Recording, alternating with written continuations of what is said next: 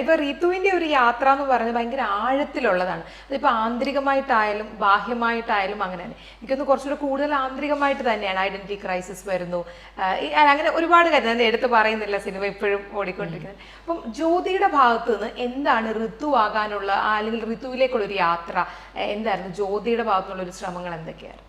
അതാ ഞാൻ പറഞ്ഞതുപോലെ, ഞാൻ ഈ ക്യാരക്ടർ വായിച്ചു, അത് കഴിഞ്ഞിട്ട് ഈ പറയുന്ന പോലെ നമ്മളുടെ ഒരു മേക്ക് ഓവറും നമ്മളുടെ കോസ്റ്റ്യൂം ഒക്കെ ഇടുമ്പോൾ തന്നെ നമ്മളൊരു പകുതിയോളം ക്യാരക്ടറിലാവും. പിന്നെ നമ്മൾ അതിനെ പറ്റിയിട്ട് നമ്മൾ ഓരോ സീൻസ് ചെയ്യും തോറും നമ്മൾ അതിൻ്റെ ഉള്ളിലേക്ക് കയറി ചെല്ലുകയാണ്.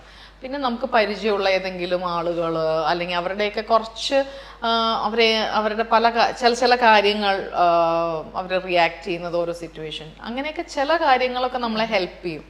അങ്ങനെ ഒബ്സർവേഷൻ എനിക്ക് ചെയ്യാൻ ഇഷ്ടമാണ്, ആളുകളെ ഒബ്സർവ് ചെയ്യാൻ. ബേസിക്കലി അങ്ങനെ ചെയ്യുന്ന ആളും കൂടിയാണ്. എനിക്ക് ഇഷ്ടമാണ് ആളുകളെ ഒബ്സർവ് ചെയ്യാൻ. മേ ബി അതൊക്കെ ഹെൽപ്പ് ചെയ്തിട്ടുണ്ടെന്ന് ഞാൻ വിചാരിക്കുന്നു.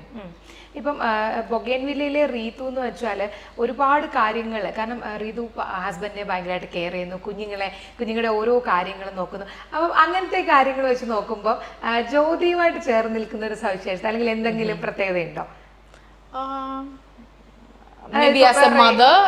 ആയിരിക്കാം ഒരു പക്ഷേ.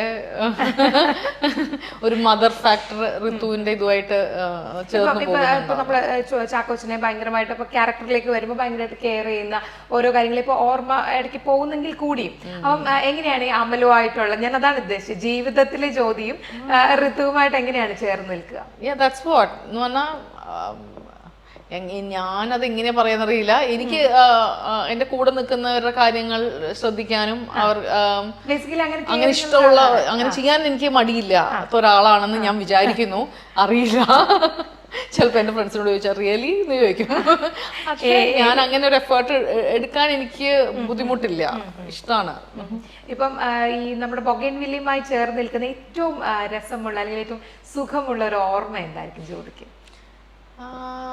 അങ്ങനെ ഇതൊരു കുറച്ചൊരു ഇമോഷണലി കുറച്ചൊരു എന്ന് പറഞ്ഞു കഴിഞ്ഞാൽ കുറച്ച് കട്ടിയുള്ള ഒരു യാത്രയായിരുന്നു ഈ ഷൂട്ട്. കാരണം അത്രയ്ക്കൊരു അപ്പൊ ഇമോഷണലി കുറച്ചൊന്ന് ഞങ്ങൾക്ക് ഡ്രെയിൻഡ് ഔട്ട് ആവുന്ന ഒരു ക്യാരക്ടറായിരുന്നു.